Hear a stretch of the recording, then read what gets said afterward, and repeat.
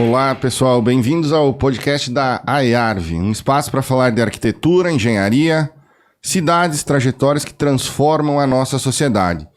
Com o patrocínio do Confia, este projeto vai gerar uma revista digital com todos os episódios, que serão 8, disponíveis no final deste ano. Contamos também com o apoio das seguintes empresas: Castini, Concresul, Imperium, Monfaro, Orno, Perlare, Renobre, VN Pré-Moldados, Alume Vidros, Cristo Rei, Legado, Todeschini, Plena Origem 3, Porto Belo Shop, Promarmo, Sono, Termoaquecimento, Zélia Deco pelo Clube Arc Design e o Jornal Design Serra que nos acolhe aqui nesse dia, e queremos fazer um dia muito especial aqui com 2 experts no assunto.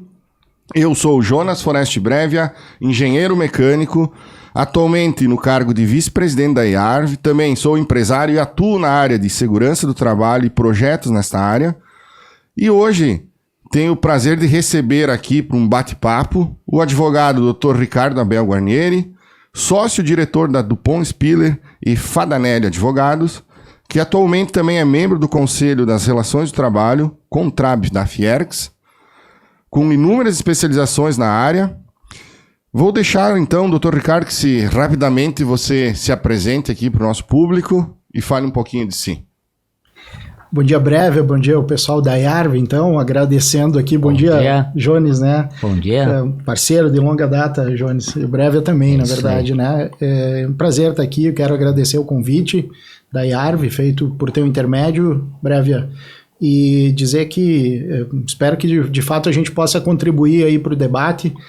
O direito do trabalho é algo que, das relações de trabalho, né, mais amplo do que a relação de emprego, mas as relações de trabalho, né, a representação comercial é a área que eu atuo há mais de 20 anos, né, na verdade a gente já o tempo vai passando e é algo que me seduz, sempre me seduziu, um tema relacionado ao nosso dia a dia, né, ninguém está fora, digamos assim, ou poucos estão fora desse ambiente das relações de trabalho. E esse tema que nos traz aqui hoje é um tema que pulsa, um tema importante. E eu agradeço então em meu nome pela oportunidade, em nome da Dupont Spiller e Fadanelli, uma empresa de 50 anos, né, que atua na área do direito empresarial, e eu especialmente na área das relações de trabalho. Então a gente agradece a oportunidade e espera contribuir com o debate.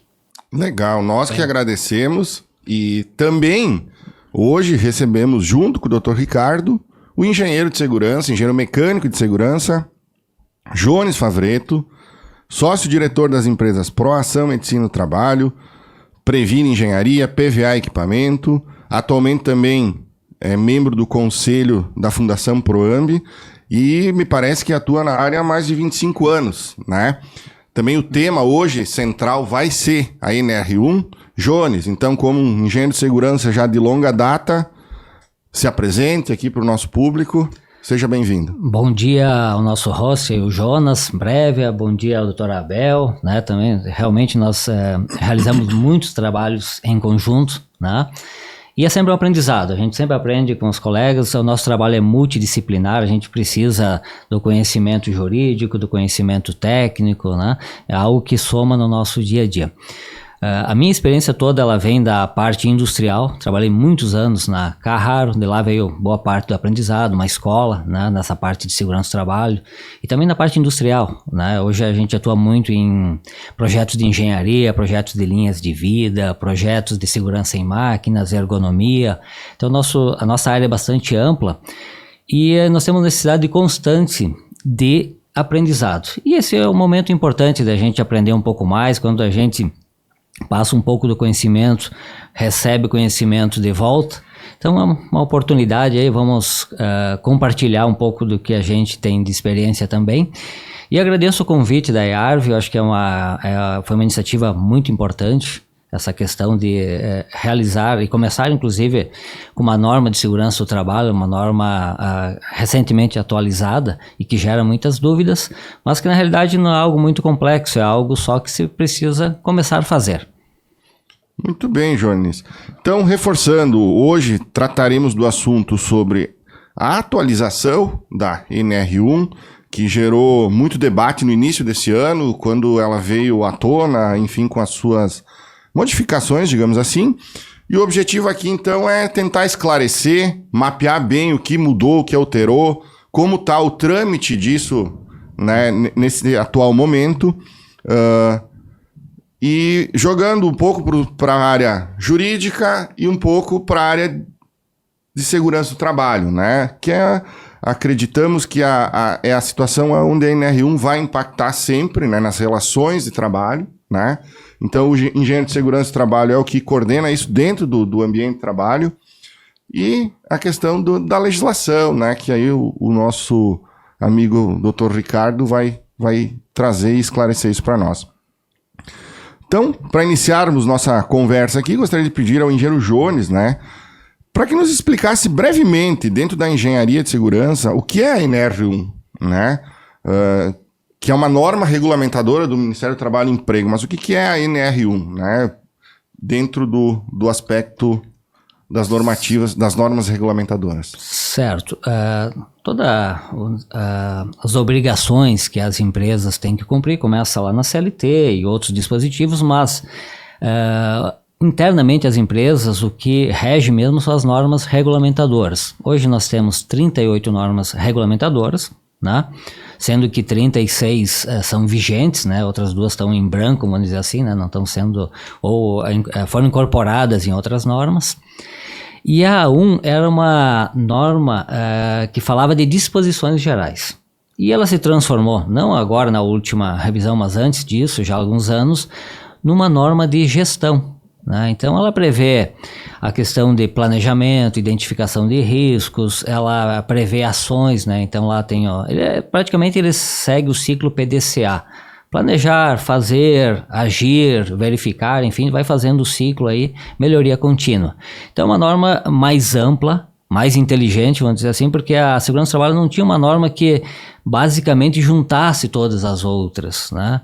Então tudo parte dessa norma através de um programa de gerenciamento de riscos chamados PGR, que anteriormente nós chamávamos de PPRA, né, Programa de Prevenção e Riscos Ambientais, e passou um programa de gerenciamento de riscos. Então essa foi a grande mudança dessa norma, que ela passou a se transformar então numa norma para gerir as questões de segurança do trabalho dentro das empresas.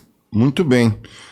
E, doutor Ricardo, então, e no ponto de vista jurídico, né, a NR1 chega a ser uma novidade absoluta ou já tem outras também relações ou outras normativas além da NR1 que, né, dentro do aspecto jurídico, o que é a NR1?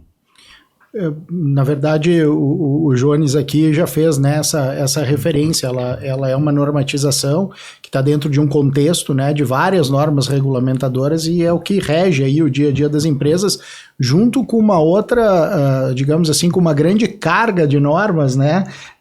Aliás, o 38 Brasil, e 36 que estão, né? 38 vigentes. NRs, né? Isso mas aí. Dentro de uma CLT com 800 artigos e, enfim, com toda, eu diria hoje, né? Hoje a gente, no mundo jurídico, a normatização ainda ela é toda revisada pelos tribunais. Então a gente tem as orientações dos tribunais, né? As súmulas, a jurisprudência que a gente chama, que é o que acaba lá na ponta dizendo como é que a gente interpreta, né? O tribunal é que interpreta a norma.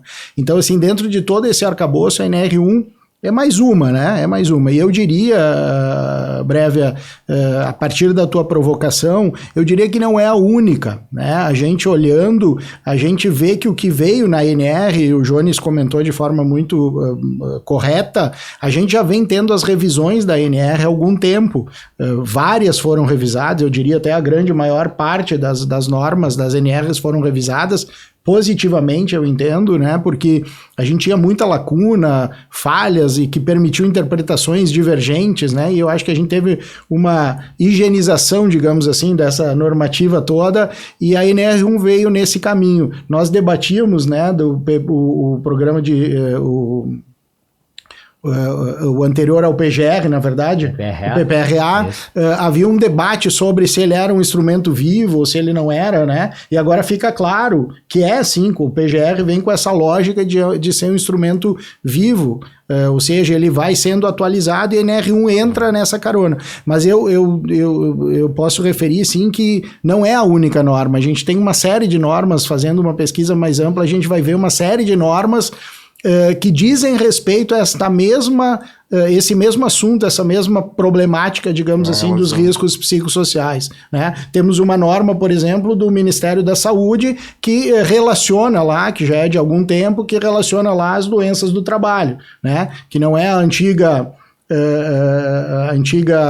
relação aquela também do Ministério que falava das doenças ocupacionais, mas é uma nova que fala das doenças do trabalho e que traz lá, num dos itens, as doenças psicossociais, né? E temos outras, inclusive, que trazem essa mesma problemática aí, que era o nexo técnico epidemiológico antes, né? Isso. E agora a gente vem com uma evolução e tem lá referido algo que nos preocupa, porque aí eu faço já alguns questionamentos, né? E eu acho que é o nosso dever. Quanto àquela relação de doenças que se dizem do trabalho, né, efetivamente estão relacionadas ao trabalho. Então fica sim, aqui um ponto pode de... ter outros fatores, né, externos que possam, né... Mas a NR1 não chega a ser uma novidade, não. Tem vários momentos, em várias normas, que a gente olha e enxerga lá o mapeamento dos riscos psicossociais. Muito bem. E uma grande questão, Jones, né? A NR1, então, ela teve essa atualização, digamos assim, recentemente, né? O que alterou ou o que modificou na normativa NR1, ou o que foi acrescentado, eu diria, já visto que ela é uma normativa que ela se iniciou com as NRs, então ela sempre existiu, e ela vem se aprimorando, é um ser vivo, né? Ele está toda hora evoluindo ou mudando. Que mudanças, Jones, tu pode nos trazer que aconteceram nessa nova NR1? Ok, então o que acontece? Nós tínhamos lá previsto o programa de gerenciamento de riscos e ele pedia que a gente fizesse a verificação, a identificação de riscos químicos, né? Então a questão de solventes, de pintura, de processos de solda, por exemplo. Então os riscos químicos, os riscos físicos, que aí envolve calor, vibração, ruído, né?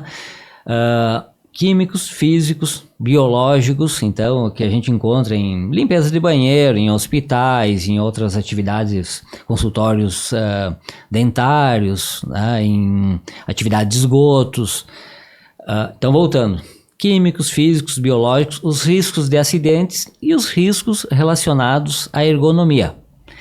Ela não tratava de outros riscos. Então, na última modificação, que é aí que entrou a questão que está em debate hoje, ela acrescentou fatores de riscos psicossociais relacionados ao trabalho. Porque nós temos uma série de riscos psicossociais que possam até afetar o rendimento no trabalho, mas que têm origem externa, né?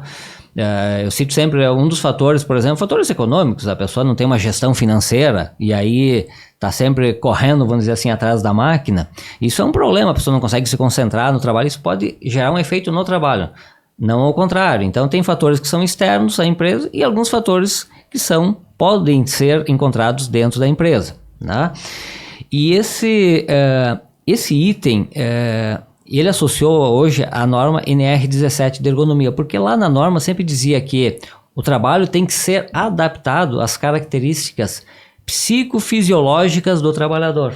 Então, eu tenho que prescrever um trabalho que seja adaptável àquela pessoa. Vamos dizer o seguinte... A velha complexão física, né? Isso, envolve questões físicas, por exemplo, assim, se eu tiver uma atividade que a pessoa tivesse que levantar 100 quilos, não está adaptada às condições físicas do homem, né? Hoje nós trabalhamos com limites aí 25, 30 quilos, né? E de forma segura abaixo disso, né? Dependendo da frequência que faz, né?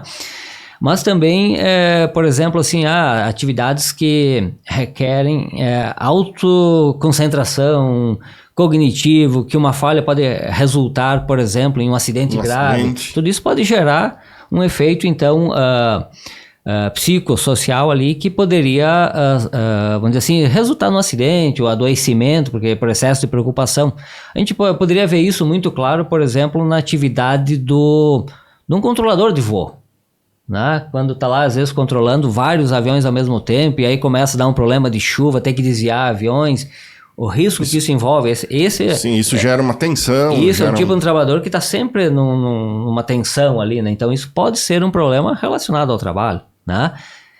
Algumas atividades de telemarketing, algumas atividades de bancárias, metas excessivas, enfim, né? Então, mas isso já estava previsto na 17. Em outra norma regulamentadora. Isso, né? Só que ela não era chamada na norma número 1, né? Sobre um dos riscos a serem identificados para ser colocado no PGR. Então, aí avaliar isso a nível da análise ergonômica do trabalho, mas não ia no PGR. Hoje ela tem que, então, fazer parte do PGR. Muito bem. Então, entendendo um pouco a questão, a NR1 é uma norma principal onde ela qualifica, quantifica os riscos das atividades de trabalho. E não havia esse risco, né, psicossocial na NR1. Isso. E sim dentro de atividades específicas, como a NR17 e ergonomia. Norma específica, isso. Então, teoricamente, já havia um cuidado, né, nas questões trabalhistas ali, quanto às questões psicossociais. Agora ela só foi implementada de uma maneira como um risco para qualquer atividade, que tem que ser monitorado. Muito bem. E, doutor Ricardo, que impactos essa alteração ou essa introdução desse novo risco, né, na NR1 traz para as empresas, né? O que as empresas talvez têm que mudar ou aprimorar nos seus controles, enfim, para atender essas demandas dessa NR e para que lá na frente também não tenham problemas, né? Então, Breve, eu acho que esse é o ponto, digamos assim, que a gente precisa ponderar, né? É como a gente faz isso, quais são as atitudes esperadas. Eu acho que a primeira fala aqui ela deve ser o seguinte: os riscos psicossociais, ou eu diria melhor, a saúde do trabalhador, ela é algo importante, é algo caro para as empresas, caro no sentido de importância, né? Então não está em debate aqui o cuidado que as empresas devem ter e sempre tiveram, eu diria, né? Perfeito. Ou sempre deveriam ter com os seus funcionários, os seus colaboradores, porque inclusive o cuidado com eles repercute, né, na entrega, a produtividade aumenta, enfim. Na eficiência do negócio. Eficiência, enfim, e o contrário também é verdadeiro. Então, eu acho que esse é o primeiro ponto, né, porque as falas podem daqui a pouco ser interpretadas de uma forma, né, mas o Abel falou lá que... Então vamos lá, acho que a primeira fala é importante o cuidado com saúde, com as questões psíquicas, inclusive, né, cada vez mais dos trabalhadores.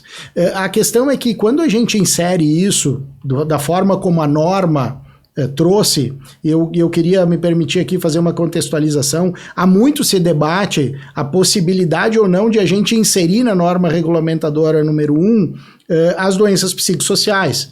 E esse debate ele é muito controvertido por conta da dificuldade de se poder identificar qual é o risco que efetivamente, o Jones ponderou muito bem na primeira... Pode causar isso. Na primeira fala dele, que nós temos que monitorar o risco do trabalho, né?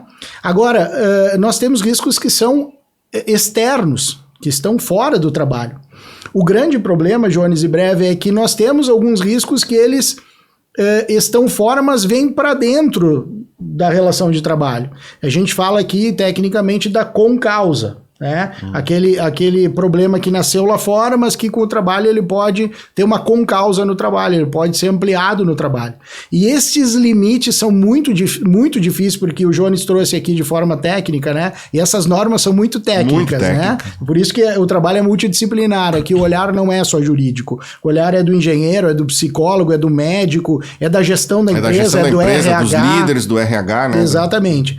Então, quando a gente falava de risco biológico, químico, físico, é quase que matemático, digamos assim, né? São mensuráveis, né? Mensuráveis, eu identifico. Agora, quando eu começo a falar de psicossocial, o trabalho é bem mais complexo, né? E qual é o problema, então, né? Breve tentando responder a pergunta. O problema é que, de fato, a gente faça avaliações, e quando eu falo a gente eu falo do judiciário, que é quem eu disse que vai dar a última palavra, vai fazer a interpretação dessa norma, né? E o judiciário precisa ter, digamos assim, clareza de conseguir dizer que aquele risco não é um risco do trabalho. É o risco, como o Jones trouxe aqui, por exemplo, de uma questão financeira do sujeito ou familiar do sujeito, né? E conseguir separar. Este é o grande desafio. Então vamos lá, essa jornada, ela foi uma jornada longa, né? 2020 se debatia se ela devia ser inserida as psicossociais, e a conclusão que se chegou naquelas...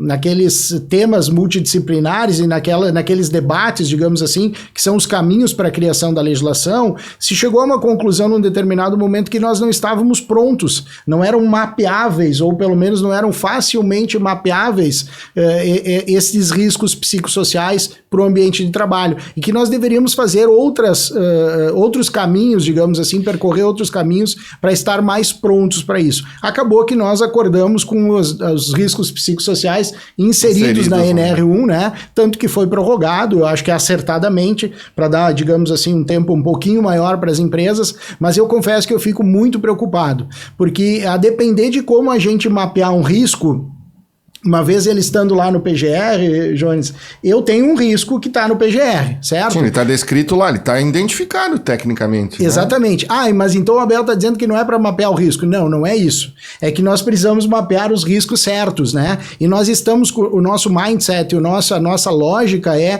mapeamento de risco biológico, físico, químico, né? Onde eu vou lá e olho se tem a poeira, se não tem a poeira, se faço uma medição, se o ruído... E agora nós precisamos mapear um outro risco que ele é muito diferente. Então, essa é a cautela, eu penso que a gente tem que usar, nós temos que estar, digamos, apoderados de todo esse cenário para conseguir fazer um mapeamento adequado. E eu diria mais, eu acho que o nosso trabalho aqui é um trabalho preventivo, né? As empresas precisam, e talvez até avançando aqui no tema, mas talvez o nosso grande desafio é fazer a verdadeira prevenção. Né? Olhando para a nossa realidade, um controlador de voo, o que eu preciso fazer, sabendo que eu posso ter um risco lá, né, que pode gerar algumas questões. Bom, como é que eu faço para prevenir? A gente, infelizmente, tem algumas atividades que são atividades que, como que o pecado original, né? Que naquela atividade, de fato, pela realidade dela, ela pode ter um risco majorado. E aí, como eu faço? Porque eu não posso simplesmente dizer que aquela atividade eu não vou fazer. Sim, ela vai desaparecer, eu não preciso mais dela, certo? Né? Então, acho que esse é o desafio. Deixa eu até complementar uma questão ali, por exemplo, tem riscos que eu não consigo fazer uma eliminação ou até reduzir muito o risco. Por exemplo, vamos pensar lá, uma atividade insalubre é o mergulho. Né? É a pessoa trabalhar sob pressão. Né? Eu não tenho como eliminar a pressão desse trabalho.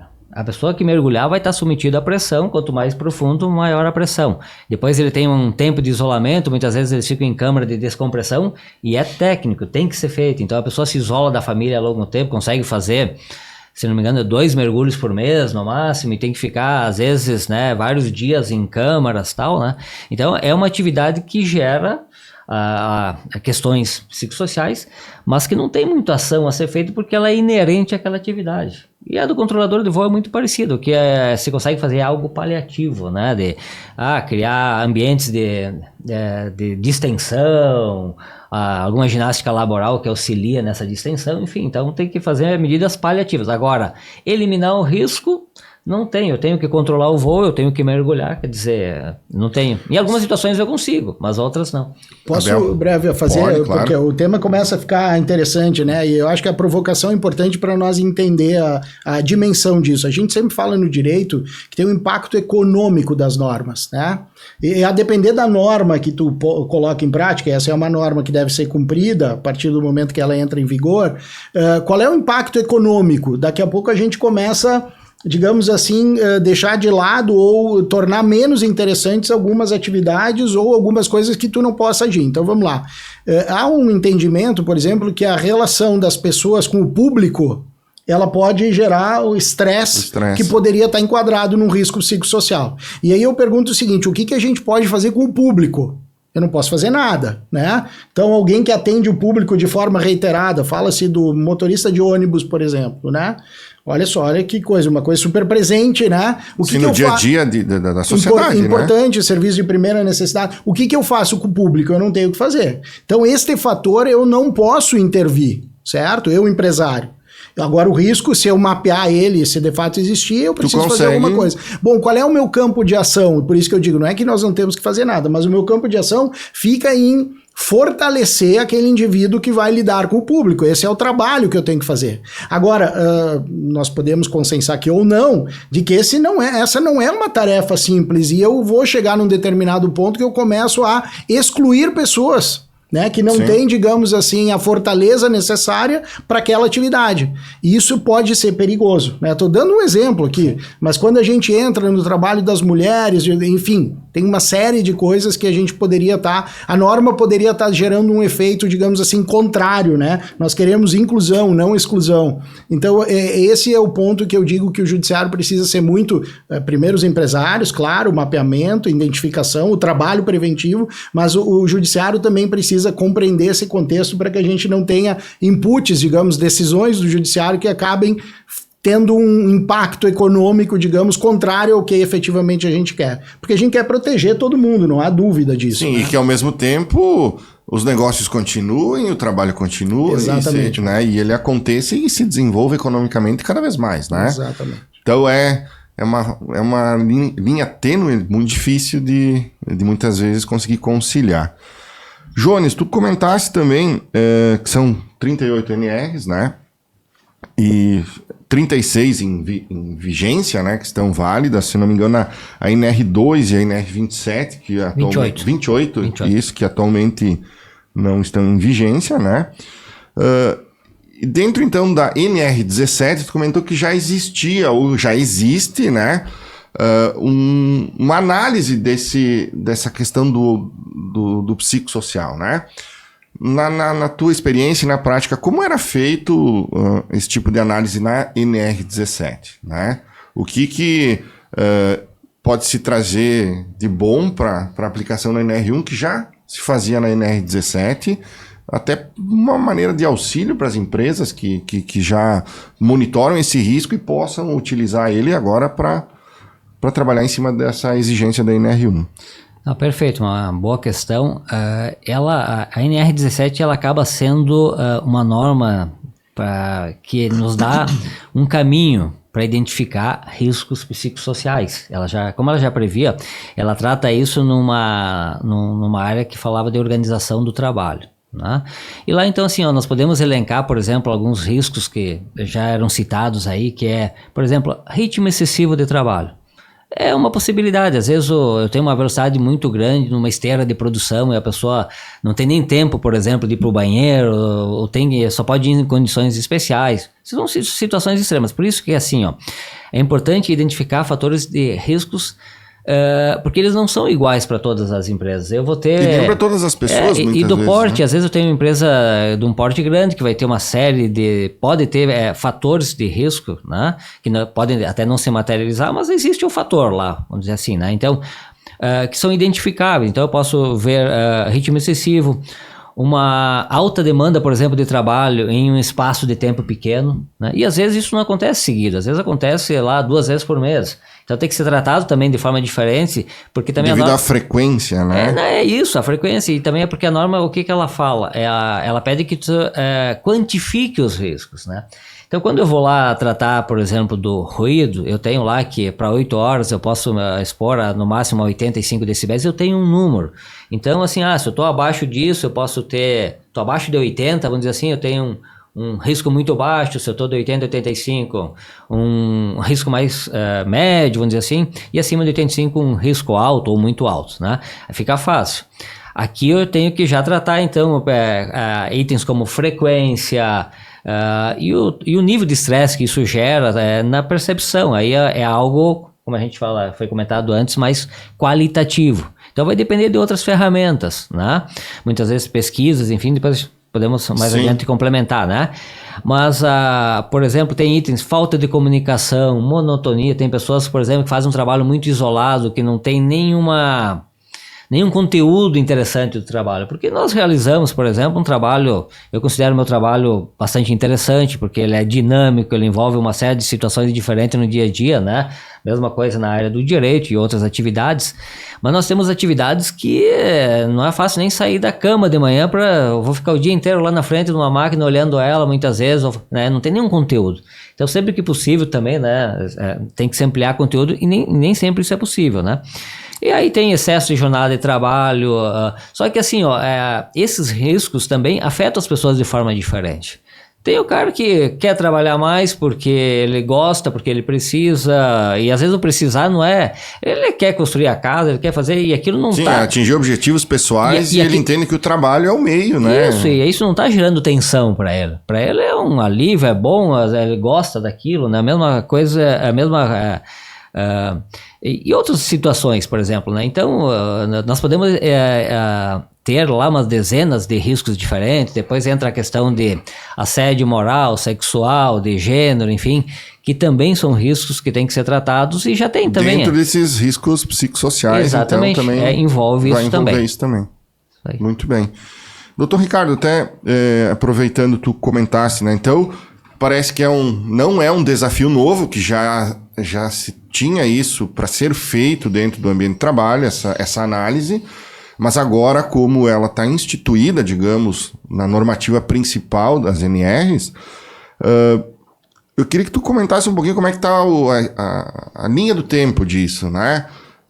Houve no início do ano essa nova mudança, eu vi que tu comentasse que foi dado um tempo a mais, então esclarece um pouco para nós como é que está a linha do tempo dessa NR1, da aplicação dela, se já tem datas previstas para ela começar a valer de fato, enfim, se tu puder esclarecer isso para nós é importante. Vamos lá, Breve. A previsão, então, é 25 de maio, né? 25 ou 26 de maio de 2026, né? Esse é o tempo, digamos assim, a prorrogação foi por 2026, um ano, 2026, então. Era 25, então foi para maio de 26. Esse é o momento em que essa norma, então, entra a pleno, né? Em vigor. Em pleno vigor. Mas, de novo, né, ela não é a única norma. Eu pego o gancho aqui de novo do Jones. A gente teve recentemente, por exemplo, o Emprega Mais Mulheres, uma legislação, né, que trouxe de forma clara os riscos com assédio sexual, enfim, falava para as mulheres, mas a gente sempre faz uma leitura hoje de forma ampla, né? Até porque homem, mulher, enfim, esse contexto ele é mais amplo. A gente é uma lei para as mulheres, mas é uma lei para todo mundo. Então, e tem outras normativas que já prevêem isso. E, de fato, estes riscos, eles são riscos que a gente precisa evitar, a gente precisa extirpar do ambiente de trabalho, porque, sem dúvida, eles adoecem, eles geram, né, outras questões. Nós temos uma legislação também passada já, de 2024, se não me engano, que gera um selo, né, de uma empresa com boas práticas, digamos assim, para afastar os riscos psicossociais. É um selo, é uma legislação que está lá, que só é, digamos, um input para quem quiser, quer o selo, né? É importante para mim o selo. Mas isso mostra, digamos assim, que já há uma normativa cuidando desse ponto. Nós temos uma ISO, né, a ISO 45001 e agora 45005, se eu não me engano, que fala, né, já trata, né, tratava das doenças ocupacionais, e agora a 41005 falando das psicossociais já, né, tá sendo, ainda a versão é estrangeira, mas enfim, esse assunto está na mesa, né, então é um tema que é para 2026, mas vamos lá, a gente já deveria estar tratando dele, precisa ser tratado, e eu diria assim, acho que o grande mote é a prevenção, é o trabalho preventivo. É claro, conhecendo o nosso negócio, e entrando um pouquinho nessa ideia, né, do diagnóstico, a gente precisa olhar lá na nossa saúde ocupacional o que nós temos tido. Esse é um bom termômetro, né? Eu tenho afastamento, por quê? Porque eu tenho visto assim nas questões psicossociais, por exemplo, quase que normalmente aparece a jornada de trabalho. Pego de novo o gancho aqui do Jones, né? Jornada de trabalho é efetivamente um problema? Eu não sei em qual atividade, não dá pra gente tratar de forma generalizada ou de forma genérica, né? Jogador de futebol que joga várias partidas, ou seja, isso gera um problema psicossocial? Não, né? Cortella trata bem desse assunto, Mário Sérgio Cortella, né? Ele pode até ficar cansado, mas ele não tem problema O problema é outro, digamos assim. Então, eu acho que essas nuances são importantes. A gente precisa voltar para dentro da organização e mapear. E aí eu tenho vários pontos, vários indicadores, digamos, que precisam ser considerados. Bom, eu estou tendo afastamento. Por que eu estou tendo afastamento? Né? Qual o motivo? E conseguir fazer o mapeamento e as diferenciações, né, do que é externo, efetivamente, e do que é interno. A norma, a NR1, traz lá um ponto que me preocupa, que ela diz para a gente mapear os fatores externos. Num dos itens, e ela fala daqueles fatores também, um outro ponto que ela fala daquelas situações de impacto de grande magnitude, como que as questões, por exemplo, de uma epidemia, uma enchente. E aí, quanto isso está no nosso, né? Sim, quanto a gente não está trazendo, quanto a lógica da norma não está trazendo responsabilidades externas ao trabalho, digamos, né? Para a responsabilidade do empresário, que o empresário não tem o que fazer, né? Então eu diria assim, o nosso deadline é 25 de maio, né? Mas esse trabalho é um trabalho de fôlego, é um trabalho de várias mãos, é um trabalho multidisciplinar, e eu diria que a gente já deve ter começado, até porque outras normas, outros inputs existem aí para a gente já estar trabalhando nele. Eu tenho visto assim nas empresas, né? A gente tem ido para dentro das empresas e conversado, as empresas já têm muita coisa. Acho que esse é um ponto importante de ser considerado. Talvez o que precisa é organização de todas as ações que as empresas já têm, né? As empresas já têm, por exemplo, acolhimento da gestante quando retorna depois da gravidez, ela tem do dia o afastamento daquele que perdeu um ente querido quando ele retorna para a atividade, a reintegração, os cursos, os treinamentos. A empresa já tem muita coisa. E talvez o que falte agora é organizar isso do ponto de vista de uma norma que vem dizendo, olha, mapeia o risco lá no PGR, né? E a partir do mapeamento de risco, o que tu vai fazer? O meu ponto aqui é cuidado, vamos mapear o risco certo, de forma assertiva, né? A hora extra é um problema mesmo, repito, a hora extra eu bato nesse ponto, porque em todos os materiais que a gente lê, a hora extra parece que ela é, de novo, um pecado original, né? Poxa, eu quando era mais jovenzinho, eu adorava fazer hora extra. Trabalhar, né? Eu tinha um extra, né? Também financeiramente. Legal. Eu acho que até para complementar essa questão, que o que a gente não pode é demonizar o trabalho. Sim. Porque o trabalho, ele é muito mais faz bem do que ele é um problema. Agora, situações pontuais são problemas. Né? Então nós temos que resolver essas situações pontuais e não achar que o trabalho é um agente de doença, né? E sempre se buscou o trabalho como uma forma de resolver problemas, eu digo assim, psicossociais, né? Então é sempre importante perceber assim que quando eu identifico fatores de risco e eles estão lá no PGR, não quer dizer que exista dano. E quer dizer que ele está presente, é que nem eu tenho, por exemplo... Tem que monitorar ele. Vamos voltar o ruído de novo, né? Eu tenho lá 78 decibéis, 80 decibéis, eu estou identificando que esse risco tem lá. Mas ele, para a maioria das pessoas, ele não vai representar um problema. Né? Ele está dentro de um limite considerado seguro pela legislação e tal, né? Então eu posso ter um fator de risco lá que, vamos dizer assim, que seja monotonia tal, mas o quanto que ele representa, qual a intensidade desse risco, né? Ele fica lá só meio dia por mês, ele vai ficar num lugar mais isolado. Opa, isso aqui ele não é... Então tem que chegar nessa questão da identificação, mas também dizer se ele é pequeno, médio ou grande, para a empresa focar no que realmente interessa, porque eu vou lá levantar que tem 20 riscos tal, né? Mas o que é prioridade? Aquele que tiver uma possibilidade maior de dano. O Jones traz um ponto que eu acho que é o âmago da questão aqui, né? E eu vou fazer a linkagem com a NR17. A NR17 sempre foi um programa de melhoria contínua, não é verdade, Jones? Sim. A gente sempre olha a NR, o Brevia, conhece, né, Brevia? Sim, quando a gente olha a NR17, a gente identifica oportunidades de melhoria a todo momento, né? É o banquinho, a postura, o tempos e movimentos, né? Isso aí. A compleição física, enfim. Só que quando isso chega no judiciário, olhem só o ponto que eu estou trazendo aqui, eu acho que esse é o ponto importante. Quando isso chega no judiciário, olha lá, esse é um risco, então esse é um problema. Exatamente ao contrário do que o Jones tecnicamente aqui está nos trazendo. O nosso grande problema é essa deturpação, e aí a gente vai demonizar, né, o trabalho, e esse é o ponto que a gente precisa evitar. Então, precisamos compreender como a gente vai organizar tudo isso. Esse é o nosso dilema, esse é o nosso desafio, porque nós precisamos de fato afastar os riscos, identificá-los, afastá-los, né? Trabalhá-los, tratá-los. Sim, diminuir ele cada vez mais, os nossos planos a quase zero, né? Nossos planos de ação precisam ser fortes, robustos, né? E a minha preocupação sempre é como isso bate lá no judiciário, porque o judiciário olha um programa, por exemplo, que a gente está acostumado de ergonomia e diz, não, tu mesmo identificou vários... Não, mas isso era uma melhoria, era um ponto de avanço. Eu tenho que identificar ele para poder melhorar, não, né? E era um ponto de avanço, não necessariamente, eu acho que o Jones foi perfeito aqui, trouxe o ruído, né? Sim. Não porque eu tenho um ruído de 85 decibéis que eu tô ensurdecendo as pessoas, né? Aquela situação depende de uma série de outros fatores, tempo de exposição, enfim, né? Uma série de coisas aqui que tecnicamente precisam ser consideradas. Bacana. Jones, até para... porque a aplicação dessas normas regulamentadoras, acho que tem que estar bem claro aqui, ela não é só para empresa grande, né? Mas se tu tiver um funcionário, tu tem que atender, né? Me corrija se eu... Sim. Né? Tu tem que atender essas normativas. Então, o que muitas vezes também soa com uma certa dificuldade é essa empresa que tem esse um funcionário, talvez, não, mas ela é pequena, é mais fácil. Não, mas porque tu tem que ter mais controles. Então, eu vou pedir pro Jones aqui, até a gente tá se aproximando do final, uma dica, Jones, de como uma empresa pode fazer um monitoramento dessas questões psicossociais, que ferramentas poderiam ser aplicadas, até porque nós temos menos de um ano para entrar em vigor essa norma regulamentar, essa atualização.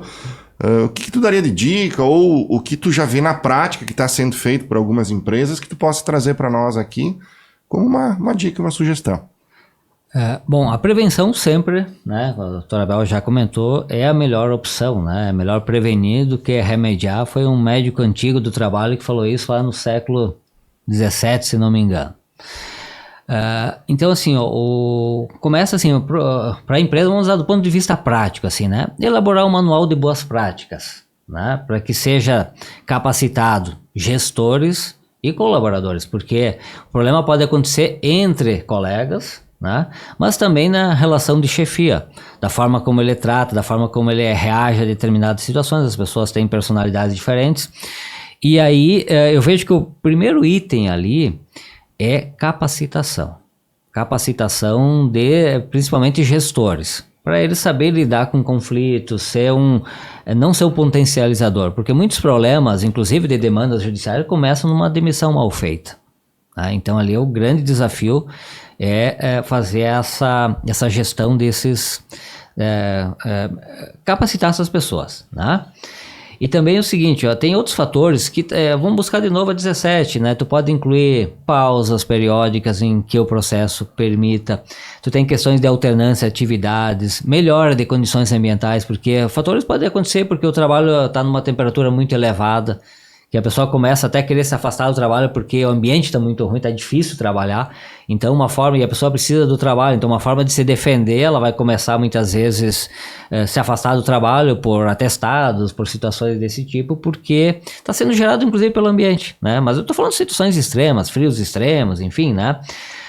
Fazer com que a pessoa participe do programa de ideias, melhorar a comunicação interna. Então tem uma série de fatores que boa parte dessa informação está dentro da 17 e da 5, que é a norma da Comissão Interna de Prevenção de Acidentes, principalmente a parte de assédio e tal. Seria a CIPA, né? Isso, isso. E aí ela busca, inclusive, dando ideias, né? Planos de ações, enfim, que ações eu tenho que tomar nesse sentido, né? E na execução para implementar a NR1, eu coloco situações do tipo assim, da empresa fazer uma pesquisa não identificada, né? E isso funciona melhor em empresas de um porte um pouco maior, porque eu vou fazer uma pesquisa com 2 funcionários, se alguém disser que está insatisfeito, eu tenho 50% de problema.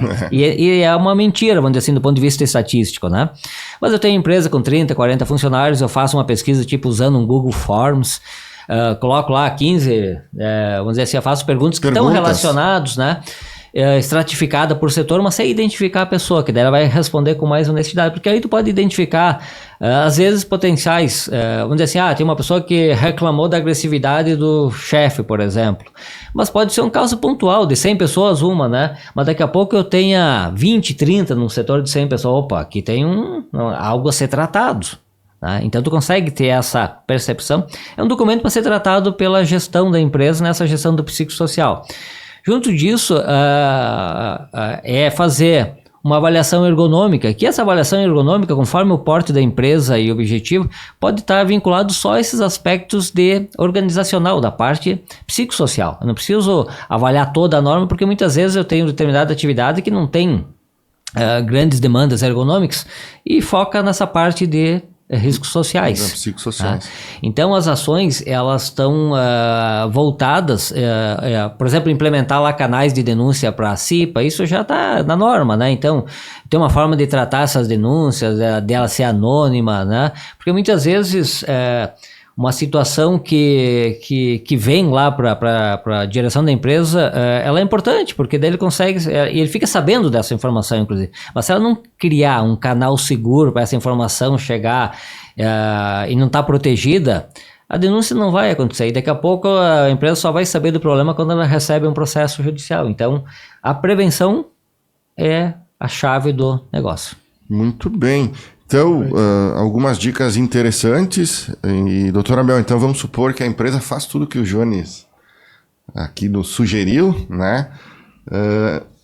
Mas para isso ser válido, digamos, lá na questão jurídica, né? Então, a empresa faz esses monitoramentos, identifica problemas, faz as capacitações, faz lá o formulário que o Jones colocou, trata a questão da ergonomia, enfim. Como isso vai ter, não validade, mas vai ajudar num possível processo ou um questionamento trabalhista, enfim, como a empresa, além de fazer, como ela tem que registrar isso para que tenha validade e importância numa... Acho que o ponto é exatamente esse, né, Breve? Eu diria assim, se fizer tudo que o Jones referiu aqui, muito provavelmente a gente não vai ter problema. E se nós tivermos um problema, que na minha área de atuação é o processo, né, ou um questionamento de uma autoridade competente, nós vamos conseguir ter êxito nesse processo, seja no Ministério do Trabalho, no Ministério Público do Trabalho ou mesmo no Judiciário, porque essa é uma outra coisa que a gente precisa desmistificar, né? Os processos trabalhistas não necessariamente resultam em condenação das empresas, nós temos muita absolvição, muita improcedência de processo trabalhista, né? Desde que a empresa de fato faça o tema de casa. Então, o importante é sempre registro. Certo? A empresa não adianta só, eu tenho dito assim nos nossos treinamentos que não adianta mais só ser, a gente precisa parecer ser e é que nem a foto no Instagram, né? Se não tiver a foto, não aconteceu. Então nós precisamos registrar. Aliás, é obrigação. E se isso não tem foto, não é verdade. Não é verdade, né? Isso nem é uma novidade, porque uma das regras primeiras do direito do trabalho é que a empresa precisa fazer a prova, é do empregador a prova, né? Então, se eu fizer um treinamento, preciso registrar o treinamento. Certo. Se eu tenho um manual, ele tem que ser registrado. Se eu tenho boas práticas, essas boas práticas precisam estar registradas em um manual, né? Aquilo que no passado parecia perfumaria, eu diria hoje é extremamente fundamental. Então, na linha do que o Jones refere, um manual de conduta, de boas práticas, a velha pesquisa de clima, né, elas vão nos dando os direcionadores, um efetivo cuidado de saúde e segurança de forma ampla. Estou tendo afastamento, não estou tendo, quais são os motivadores dele, eles vão nos dando as respostas. No final do dia, a gente conhece a nossa empresa, né? O empresário sabe onde estão eventuais problemas e a gente precisa agir e precisa documentar. Essas ações têm que ser ações preventivas, eu diria, cada vez mais, devidamente e corretamente documentadas. Porque, assim, quando a gente tiver um processo, a gente vai levar ao Poder Judiciário, né? O Poder Judiciário não tem como nos conhecer se a gente não levar a empresa para ele. E levar a empresa para ele significa levar tudo isso que a gente no dia a dia faz. Eu falei antes, as empresas fazem muitas coisas. Às vezes fazem de forma não desorganizada, mas talvez não registram tudo ou da melhor forma, né? Eu acho que esse é o grande desafio, de a gente fazer as ações, documentá-las, porque uma vez fazendo a gente consegue, digamos, ter êxito numa discussão, numa demanda judicial. Eu costumo falar, Jones, também que o processo, ele sempre é eu enxergo o processo sempre com um ponto de aprendizado, né? Ele é um indicador também, o processo, né? A quantidade e também o que a gente debate nos processos. Bom, como é que a gente está se saindo nisso? Então, para a empresa, ele é um indicador. Poxa vida, se eu tenho uma situação que se repete no processo, aliás, mesmo que não se repita, né? No primeiro processo, a gente tem que voltar para dentro da operação e enxergar o que está acontecendo naquela situação do controle do ponto, da doença ocupacional, né? Do excesso de trabalho ou de um gestor, e vou fazer aqui o gancho, eu acho que a NR1, as doenças psicossociais começam pela liderança, de fato. O Jones referiu aqui, eu tenho falado isso de forma reiterada, nós precisamos capacitar as lideranças, capacitar os times, né? Porque as lideranças e os times, porque as lideranças capacitadas, elas, sem dúvida alguma, vão dar resultado muito positivo para evitar problemas. E se não for para evitar, para identificar os problemas que precisam ser imediatamente tratados. Então, aquele nosso líder, o gestor da área, o facilitador, precisa ter um olho clínico, né? Para enxergar se o colega lá está sofrendo com uma situação, seja de monotonia, de muito trabalho, né, de alguma situação externa que está vindo para dentro. Não é minha responsabilidade, ok, mas como é que a gente acolhe aquela pessoa? Então a gente tem um tema de casa que passa sem dúvida alguma pela liderança, essa capacitação da liderança e depois dos times, ela é extremamente positiva. Como fazer? A gente já vê algumas ferramentas no mercado assim bastante estruturadas, eu diria, né, que conseguem fazer as correlações daquela situação que veio para dentro da empresa, que foi identificada, junto com os afastamentos, para ver se isso bate, né? Eu tenho um certo, vou me permitir aqui, Jones, falar, eu sei que é polêmico, mas dos questionários, né? Não é que não tenha que usar, é que como fazer, como colocar eles em prática. Muitas vezes tu faz o questionário e ponto, deixa ele lá e não observa, não detalha, não... Ou a depender, né, Breve, da qualidade ou da forma desse questionário, daqui a pouco eu estou tendo inputs que não são verdadeiros, como diz o Jones, vou lá numa empresa com dois, né, um diz que sim, outro diz que não, o que eu faço, né? Agora, eu acho que tu no início colocaste, Breve, uma situação que eu também me permito aqui falar, talvez a NR1, com esse olhar das psicossociais, a gente de fato esteja alastrando, né, porque empresas com menos funcionários, ou até diria de outros ramos de atividade, porque o PGR está muito difundido na indústria. A indústria tem essa preocupação a vida toda, mas como isso está no serviço, como isso está no comércio? Sim. Isso, porque tem que deixar claro que não é só a indústria. Exatamente. É qualquer segmento que tenha mais do que um funcionário. É que a indústria enxergava sempre lá o ruído, né? O ruído a indústria tem, então vamos tratar, e é isso aí da vida toda. O comércio parecia que, o comércio, o serviço, ou seja, outros ambientes, ou empresas menores, ou de outras atividades, parecia que passavam... Estava fora disso, né? Fora disso, e a coisa ficava... Agora, com as psicossociais, nós temos um fator que talvez até se inverta isso, né? Talvez lá nós tenhamos focos muito mais complexos, digamos assim, né? De necessidade de serem tratados do que propriamente na indústria, que já vem com esse trabalho de muito tempo, né, Jones? Já tem um histórico de tratar as questões de segurança, de se antecipar, de... melhorar continuamente, né? E aí depende, claro, muito do porte da empresa, da cultura da empresa, exatamente. Então tudo é um crescimento, né? Então empresas tem empresas, por exemplo, assim, que amadureceram muito, né? Então no nosso próprio setor aqui em Bento Gonçalves, esses controles, essas questões ajudaram as empresas também a evoluir, né? A crescer. Isso, e mudar também a forma de pensar, né? Porque no passado se enxergava de uma forma, hoje evoluiu muito, então o pessoal já enxerga isso pro lado da produtividade, da retenção de pessoas, né? Porque hoje a gente vive num ambiente de pleno emprego, vamos dizer assim, na nossa região, né? Então, assim, um dos desafios é a manutenção das pessoas, né? Como é que eu retenho? Então, se eu tiver um ambiente bom, né? Socialmente adequado, né? Inclusivo, seguro, a tendência é que eu tenha maior capacidade de retenção, eu perca menos, né? Então, esse enfoque tem que ser dado voltado para, vamos dizer assim, as empresas podem ter como resultado disso um aumento de produtividade. Muito bem. Sem dúvida, a gente vê mais ganhos, né, fazendo do que problemas. Sim, é que muitas vezes tu vai ter um esforço ali para ter esses processos, ou ter esse cuidado, mas isso vai te dar um retorno também. Não é somente feito para atender normativas, e sim tem que usar essa exigência também para melhorar o teu processo e ter ganho, né? Acho que é a cultura empresarial, né? Eu acho que a cultura ela é fundamental, né? Eu costumo também dizer que se não é da cultura da empresa, quando a gente chega no judiciário não tem fit, a gente não consegue, né? Um documento que não está inserido na cultura da empresa, ele não fala igual a um documento, né? E eu diria até assim, fazendo aqui uma defesa, né, dos nossos empresários, a nossa cultura...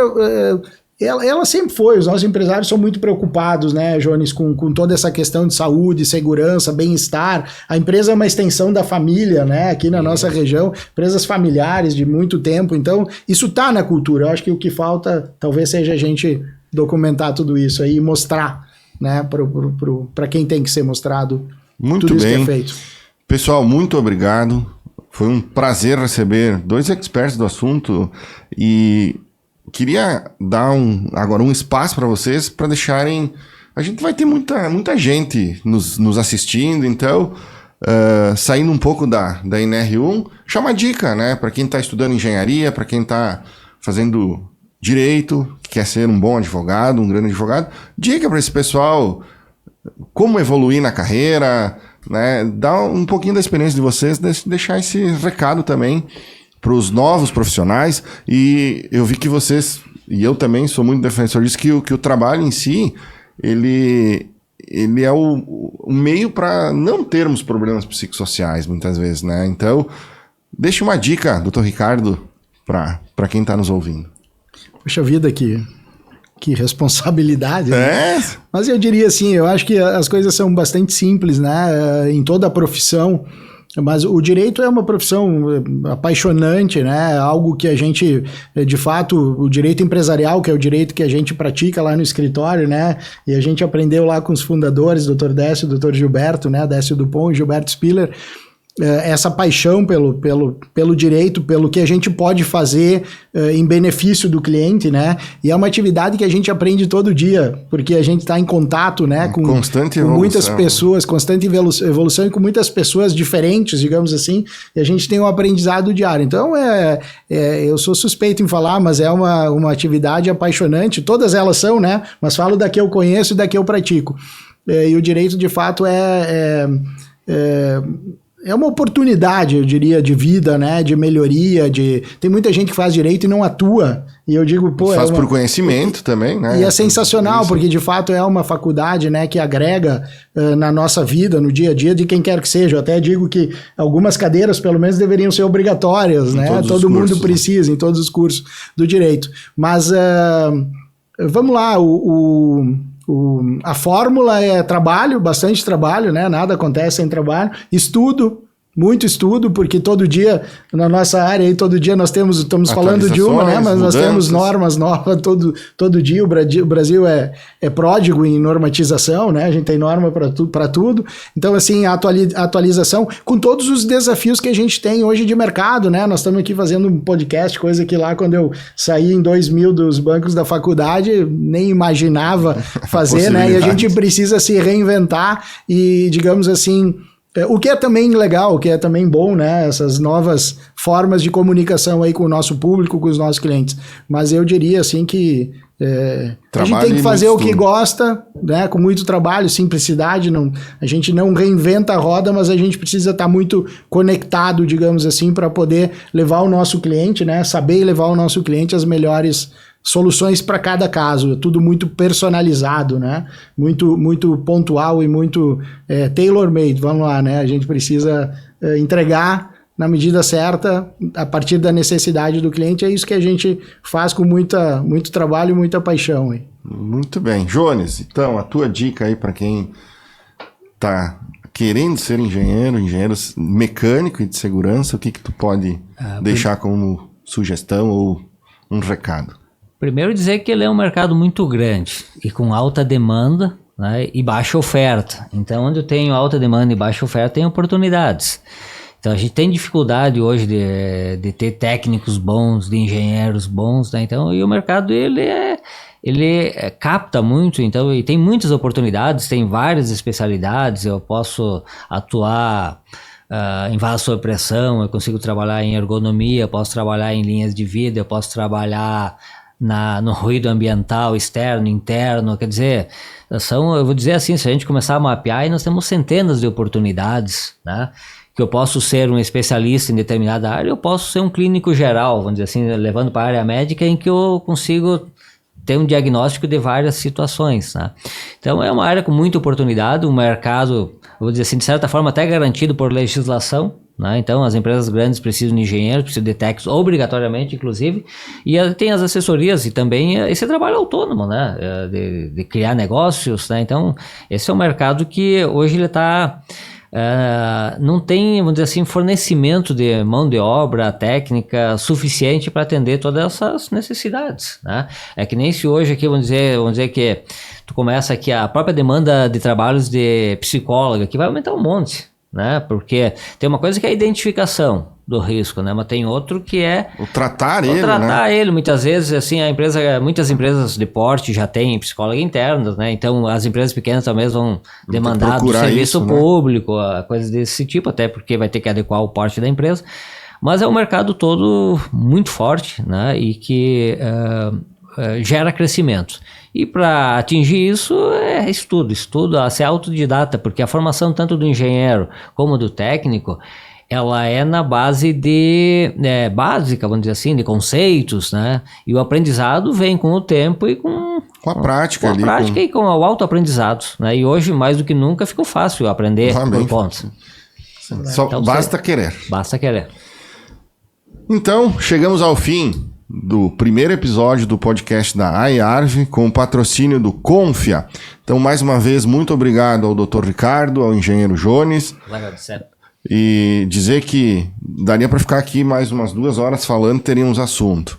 Também, um entendimento geral, o que me pareceu é que a NR1, ela, com essa nova inserção dos riscos psicossociais, vai envolver muitas áreas da indústria, né? O RH, a questão de psicólogas, que foi bem colocado pelo Jones, o próprio engenheiro de segurança, os advogados, enfim, os líderes, médico do trabalho. Então, vai ter uma demanda muito grande, talvez, por não serviços diferentes, mas aplicações diferentes do que era feito. Então, queira ou não, também é uma oportunidade de novas atividades, novos negócios.